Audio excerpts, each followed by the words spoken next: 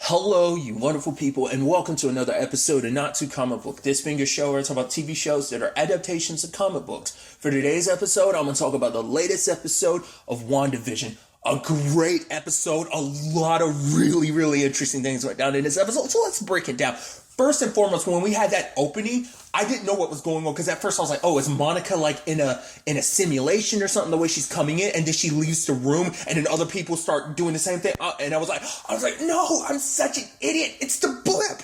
Everyone's coming back from the snap. I was like, oh my God. Because it's so interesting because we never actually got to see what that looked like. So to see it, this is our first instance of seeing that because like obviously the only thing canonically that has currently touched on the blip at all was Far From Home. But even then, that was kind of a bit afterwards, so we didn't get to see those early days of everyone coming back, especially for Monica, because she's like, where's my mom? And it's like, and a doctor's like, hey, Monica, oh my God, you know, it's like, where's my mom? It's like, your mom, like the cancer came back, your mom died 3 years ago, 2 years after you disappeared. And it's like, dude, for one, that being dropped on you so hard. I mean, been the big thing too for a lot of people. And that's something I've brought up too. That I think that'd be such a neat thing to go into about how you have these people who've been gone for 5 years coming back to their lives, like coming back to, because everyone's like, oh my God, like the hospital and everything was kind of overrun. Because it's like, oh my God, there are people just popping back in. Like, what? That dude even be like, do you have a cell phone? I got to call my wife. It's just like, everyone's panicking. It's like, sadly, we get kind of skipped ahead, but it's like, that's such a fascinating period to live in. Like, holy, like, what? Half the population literally came back after being gone for 5 years. It's like, you readjust to that 5 year period, and now it's like, whoa, people are popping back in. It's like, whoa, things are different. You know, obviously, you know, and it's also interesting because obviously this shows you, like, this doesn't take place, at least certain aspects of it, because I think when Monica shows up at Sword, they talk about, like, oh, it's been like 3 weeks since she came back. So it's like, oh, that's literally picking up 3 weeks after the events of Endgame. That's nuts. Because, I mean, and what's even crazier to think about, it's like, let's not forget, the Avengers they hadn't even gone toe-to-toe with Thanos at that time when Bruce brought everybody back with the snap. Not like at the moment everyone's coming back. I mean, and that was interesting too. It's not like everyone fully came back at the same time. I mean, not everyone disappeared at the same time. So it's like some people came back a little bit later, but it was within the same somewhat frame of time, I guess. But it's like, how much close proximity is that time frame? Because like Monica was already back, but then like a couple seconds later, she's walking in the hallway. I mean, to be fair, we're talking billions, not just on Earth. We're talking like across the universe. So it's like, of course, it's not all going to happen. But I like that it's not simultaneous. I think maybe in the comic books, people are kind of hinting, just for dramatic purposes, they made it people disappear one by one during the movies. But I think in the comic books, it was just kind of like, it could have just been a snap and it's just like, oh, everyone's gone. But it's like they made a point of it. And I like that they did that on the return as well. Because like I said, but by the time the portals opened in Endgame, everyone had already come back and were coming through the portals, you know. So I find that it's so fast. It's like, dude, this is where we're starting this episode off. I'm like, that's crazy. You know, Monica showing up at, you know, Sword and the dude who's running the place. I'm supposed to know who he is, aren't I? Because I still need to go back because I haven't rewatched Captain Marvel or Endgame. I've seen them both once when they both came out in theaters. That's the only, I haven't seen either one since. I mean, same thing for Far From Home as well. So I still need to go back and rewatch those. But nevertheless, it's like, the way he was talking about it, it sounds like Sword was started by Maria, Monica's mom, which I was like, really? Because I was under the assumption, for one, this is Fury's baby, that this has always been kind of his project. I mean, because the last time we saw Fury, he was up in space with this whole Sword situation. Granted, there's obviously the Earth, there's the terrestrial and then the extraterrestrial, like, you know, I guess, aspects to this organization. But it makes it sound like Monica started it. So I'm assuming not Monica, Maria started this, like, I was like, because I was thinking it was like like when he was working on it at the end of Far From Home, I was like, oh, so he's been working on this since Endgame, like after everyone came back. But also you have to, once again, it's that question of, was that actually the real Maria Hill and Fury at the end of Infinity War getting snapped? Was that really them? Or was that Talos and his wife even then? Like, we still don't know what that time frame is of, like, when did Nick, like, was that him really at the end of Infinity War and Endgame? And obviously we know that the one that was on Earth during Far From Home wasn't, so there's still so many questions, and I'm so excited about it. But I thought that was so interesting. But it kind of seems like, at least what I could have been completely misunderstanding this, and if I was, do let me know. But it made it seem like Maria's kind of been working on this like the entire time. So I guess while Fury's been doing the shield thing, she was doing the sword thing and was keeping it super low key. Or maybe it was like much later in life that she did it. We're now a lot more aware of the extraterrestrial threats that are out there, considering like we had a universal incident involving Thanos and his kids, so I'm curious for them to kind of dive into that a little bit more. I mean, might not just be within the confines in the show. That might be something, obviously, we see kind of wrinkle out more and more as the, MCU starts rolling out the rest of the phase 4, both with the rest of the shows as well as the movies. But that was just so fascinating. And obviously, her boss is like grounding her, and she's like, what? No, it's like, for one, it's kind of everything that you've been through, but also your mom set up these regulations because she hoped, there's a silver lining, meaning that because your mom still held out hope that you would come back one day. And once again, that's the saddest thing. It's like, and that's one, and that sets up a complicated thing about people's lives. Like, you were going for 5 years, you pop back and you find out the people you loved are going. Like, Monica, like, her mom was sick and she wasn't able, like, her mom got better but then got worse, and it's like, that's gotta suck. You weren't there, like, because it's like your mom died 2 years after you disappeared, so you didn't get that last time, that little bit of time with your mom. You didn't even get to say goodbye. That's the effed up thing, because the last time she was with her mom was in the hospital when she got snapped. So. But her boss is giving her like a low-key job. It's like, yeah, the FBI. And the moment you mentioned FBI, I was like, okay, so this is how we get an Agent Wu mixed up in this. And it's like, yeah, there's a missing persons case. And it's like, all right. And then Monica goes to check it out. And Westview and everything. And Agent Wu, Jimmy, he's looking for a missing person. But he's like, yeah, when he went looking, asking family and friends, they don't know who this person is. I was like, whoa, this person's wiped out from existence? This is interesting. I was like, okay. And it's like, now we start piecing out some of the puzzle where it's like, people on the outside don't know. It's like, because it's like, what do you mean this town? It's like, yeah, the town of Westview doesn't exist. Like, local, like, cops are saying that. And it's like, well, where are you from? He's like, from Eastview. And it's like, okay. And then that brings up, like, Monica's questioning, like, well, why are you and me not affected? Like, obviously, we see that a lot of people on the outside are made to forget this place exists, but why are we okay? Now, part of me was wondering, I was like, does this have anything to do with them being blipped?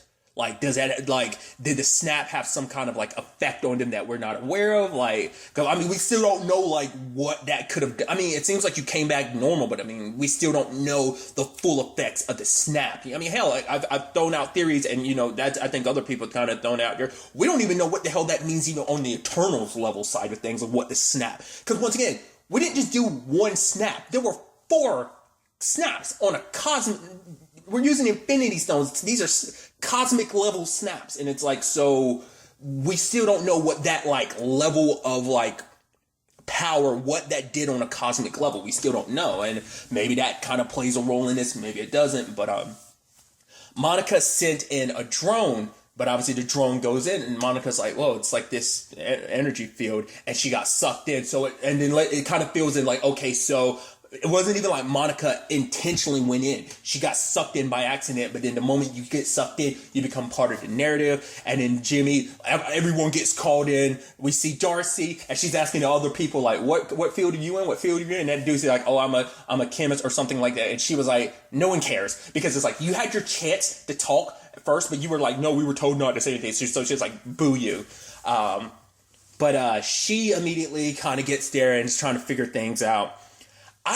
I'm curious, like, neither one of them probably knows that they both have ties to Avengers. Like, obviously, she has ties to Thor, he has ties to Ant-Man. I don't know if they correlated that, because it's just like, they have this dynamic, but I don't think they know. Which I'm curious, are they going to elaborate on that? Like, wait, you know what Avengers are? Yeah, I know Thor. Do you? Oh, I'm pretty good buds with, I mean, at least we're on pretty good terms. I'm on pretty good terms with Ant-Man. It's like, what? That's crazy. It'd be funny. She'd be like, who's Ant-Man? Dude, it's like disrespect. I hope they do something like that. That'd be so interesting. But she's the one that picks up like the radiation is like the signals, because it's like, wait, what's going on here? And she's actually the one that set up the TV and everything to be like, okay, because I love the boss. It's like, oh, who's going to miss you? Is anyone going to miss you? He's like, no, it's like, I think he was saying like, it's not softball league time or whatever. So it's like, so for now, no one's going to miss me back at, at the FBI and stuff like that. Which, let's not forget, the last time we saw Wu was in Ant-Man and the Wasp. And once again, we also don't know, if he got snapped or not, and did he just kind of pop back into it or not. But regardless, tangents and all that. They're all watching this, and it's like, whoa, why is this happening? What's going on here? Darcy's like, I don't know. And I love it. It's like, wait, but isn't that? And it's like, yeah, like, that's definitely her. And like, she's like, I know we've gone through a lot of stuff over the past couple of years on this planet, but he's super dead, right? So it's like, and I think that's so beautiful, because everyone and their mother is doing this, like theorizing, like, what's this mean? What's going on here? Like, everyone's across the internet is throwing out their theories, whether ranging from Mephisto to this to that. Obviously it's all over. But I like that the show is doing the same thing too, because they're like, what the hell is going on? Like, there's that side of the board Jimmy was writing on, what we don't know.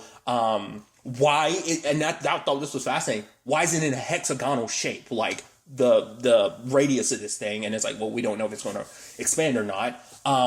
2 was, is it same space and time? 3, is Vision alive? So it's like questions we have. And I thought that was so fascinating. And obviously you have Darcy being the one that keeps the eye on. And obviously they're recording all the episodes. They're going back through. I love that. Like, they're actually, all right, let's put names to faces. This is so-and-so playing so-and-so character. And I like that. Like, and I thought that was so interesting. Now, maybe this is me reading too much into it. I find it fascinating. And hey, maybe I feel like they would have made a point of it. I didn't see anything talking about Agnes, Catherine Hahn's character. I didn't see anything about that I was like, now that might speak volumes, because because I feel like Jimmy would have said something if she was the person he was looking for, the missing person. But it's like, because it would make sense if like she doesn't exist. Maybe that kind of has something to do with it. Maybe like this missing person has something, like, once again, because we don't know whether, like, it's a theory a lot of people have come up with, like maybe Agnes is involved. It's a theory that I've kind of subscribe to as well. So I'm like, that just who she is. At some point you're almost just like, maybe I'm wrong, because he just seems like she is a normal person wrapped up in this. But just some of the stuff in the trailer made me feel like, no, there's definitely more to this with her. But it could be just just the trailer made it seem like that. But I'm curious, like, if she connected to the missing person or whatever. But I just found that fascinating. I could have been wrong, but they made sure to kind of run through other characters. But it's like, she's such a pivotal character. It's like, why wouldn't they make a point about finding out who she is? So, not unless that's some big reveal, but it's also like, I think, and I feel like Jimmy would have mentioned if she was the one that, the person that was in witness protection that went missing. We'll have to see. But like, that begs the question, who is this person that went in witness protection? Because if the outside world doesn't know who they are, like, maybe that correlates, and why, like, you wouldn't have any files on them, because technically that person doesn't exist, so... But circling back to it, I like that Darcy's the one kind of watching everything, kind of, getting invested in stuff. So it was interesting seeing that side of things. Obviously, I like the parallels of like, okay, we've seen the what's going on the inside of town. Now we're seeing what's happening in the outside world, the real world, as this is all going down. So the beekeeper situation, we now found out why it is, because they also like, wait, we saw like the drone from episode 2. It's like, whoa, but it looks like, why was it retrofitted to look like a helicopter? It's like, and Jimmy throws out to fit the production of the world. So it's like, everything that goes into that world has to keep Wanda in this delusion. Everything has to shift to make it, because even then it's like, because even Jimmy's like, why'd you paint it red? And it's like, why'd you color correct it? And she was like, the lady was like, I didn't. And it's like, so once it flows into what I was bringing up before, there are obviously we've seen it before now, that there are cracks in the matrix, and slowly but surely little things are coming through. And obviously, like the helicopter, it was a hazmat suit the person was originally wearing, but then it turned into a beekeeper suit because it's supposed to fit this production. It's supposed to fit this narrative, because it's also, once again, why is it a sitcom? I have no idea. So that was just so interesting. And also, like, the moment he walked through, the cable that was supposed to yank him back turned into, at least part of it, that came through the barrier, ended up turning into, like, I guess it was supposed to be like partially a jump rope, which is like, okay. So obviously everything shifts. So, like, the moment you enter there, you become part of the narrative. Everything that goes in there shifts to fit the narrative, to keep this delusion alive. And me saying delusion just makes me think, like, oh, you definitely get some Legion vibes in there, because obviously Legion heavily leaned into, what a delusion is and how it can be created and stuff like that. So it contextualizes very nicely when you actually kind of, like, compare and contrast a little bit, kind of that nature of things. But I also love, like, obviously, Darcy's the one that sets everything up about, like, we can send a radio signal and stuff through. And so she was the one that told Jimmy, like, oh, yeah, it's going to work. And he's about to touch it. And she's like, don't touch that. But it's like, you try and get to Wanda, and the radio thing happens. And then we see the outside perspective of it, where it's like, he's trying to talk to Wanda. And then, like, it hard cuts away. And she's like, wait, what? What happened there? And it's like, what's wrong? Jimmy's like, she's like, don't worry about it. It's over. And then it happens again. Which is so interesting, because it's like, because also it makes you shows you that, because I don't know if she saw it the second time it happened. Well, because obviously because of the time frames and stuff like that, but obviously, like, because she didn't see it when Wanda did it the second time, when the quote unquote beekeeper, and she was like, no. And then there was also the third time, it was also, in that episode with the babies, where she changed Vision's dialogue. Like, Darcy didn't comment on those because I think those were hidden from her, because later on when it happens, it's like the comfort. Well, for one, Darcy's enjoying it, and it's like, oh, twins, what a twist, and it's like, and she's like, do you want any? He's like, oh yeah, I'd like to have, kids someday, like, little FBI that just is like, oh, you're talking about chips. Okay. Yeah. And, she was talking about, I'm sorry, I'm invested. But then it was like, wait. Did she just say Ultron? Is that the first time they've mentioned something from this route? I'm like, okay, so even they're catching on to that and everything, and it's like, wait, what's going on? And then, like, Monica and Wanda are having that conversation, and it's like, then you have the hard cut, and then Darcy's like, what?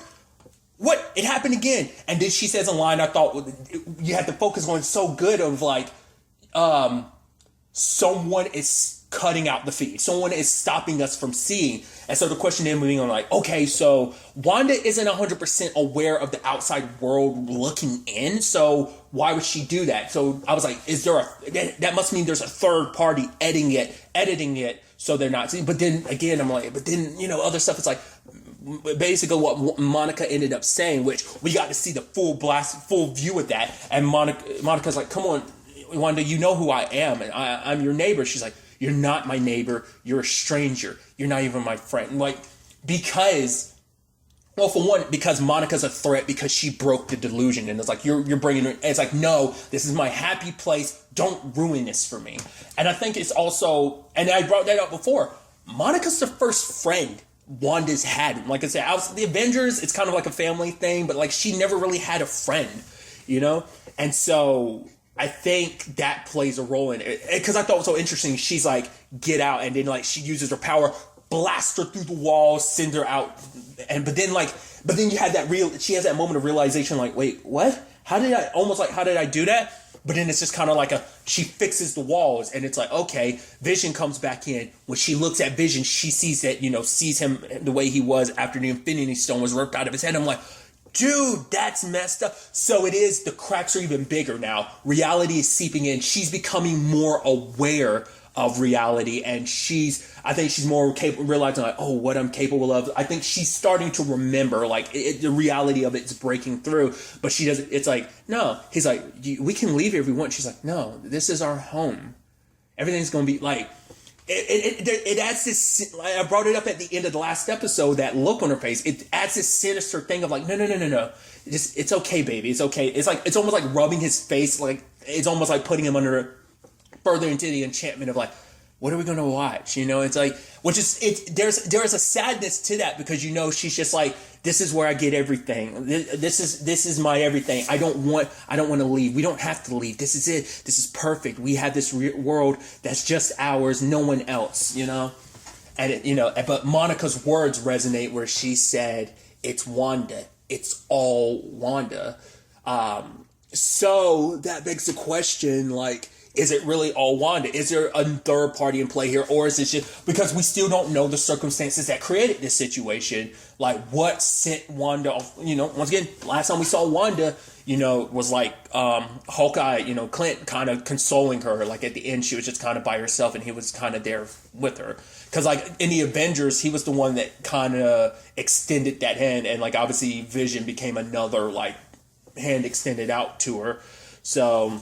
But that was the last time we've seen Wanda within this continuity. So, what happened in between Endgame and now, which once again, it's only been like, well, at least at the beginning, it seems like it was only 3 weeks. But so that means in some time frame of like a couple weeks, I mean, granted, we don't know when this started, but like this is still fresh enough that it's like, so it hasn't been that long since Endgame for like whatever circumstance that created this situation, which is like, okay. So that's really fascinating. So now that we've seen the Matrix kind of being broken a little bit, I'm curious to see like what this means for Wanda going down the path of the rest of the season, rest of the episodes, because I think this is only going to get worse and worse as like the real reality seeping in, but she's fighting against it so hard, and what that will do to her mental state, like, because I think that just shows you the instability. Because what was the line she said?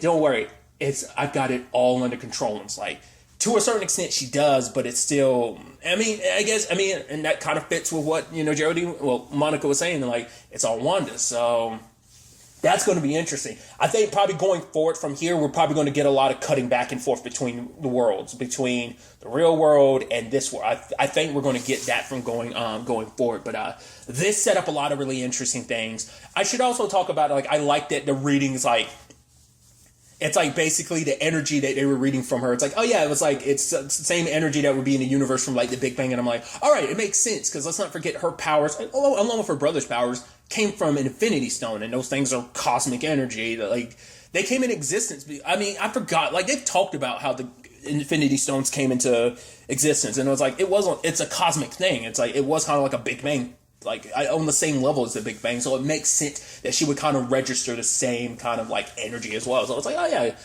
yeah, obviously her reality altering abilities, So I'm really, really, really interested to see, because that almost sets her up potentially as the antagonist, because that means like, because we saw in the trailer where she was like, we're gonna fight for our home. That means like everyone with sword, the army, FBI are going to try and bust into that war. And she's like, no, they're probably going to like, that's probably going to set technically probably putting Wanda potentially in the, because that's been a theory from people too, that Wanda will become the villain potentially. That's what her role in Doctor Strange into the Multiverse of Madness is going to be. At the very least, this is potentially setting her up to kind of be the villain of the story, even though she's not a villain. She's a victim, It's just her grief and being consumed by it. Once again, we don't know if there's any other factors. I'm wondering if maybe her bout with Thanos made her realize, like, wait, I have so much power. I can do so much. I can alter reality. I can make this happen. Like I'm wondering, like, how she ended up in Westview. Maybe she was there. Just trying to get away from everything, get away from the Avengers. She just wanted to be alone.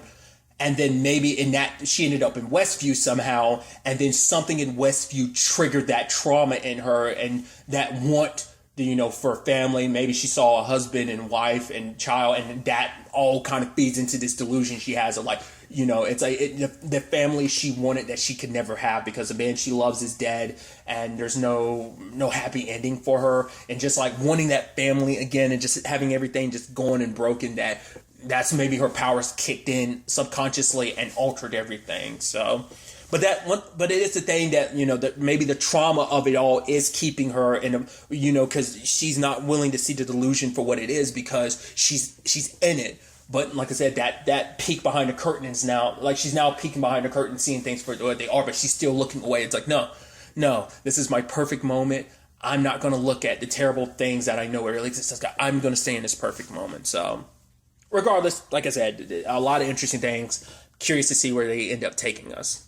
But really, that's all I want to talk about. Until the next time we meet, be happy, be safe, live life to the fullest, and enjoy it. Good day and goodbye.